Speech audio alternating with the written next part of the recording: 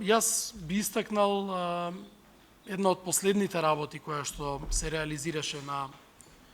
полето на енергетиката на територија на општина Карпош, а тоа е промената на системот на грејење во градинката Пролет во населбата Влаа 1, чиј што котел на нафта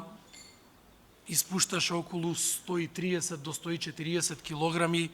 PM10 честички врз главите на нашите најмили, а најмладите, на дечињата. Тоа беше така со години, сега е конечно променет тој систем и таму имаме еколошки систем на грејење и на ладење на градинката, и со ова општина Карпош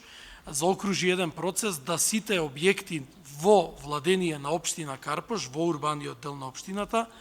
се на системи на ладење и грејење кои што не ја загадуваат животната средина. Ние како општина во изминатиот период спроведовме јавна набавка за електрична енергија на слободен пазар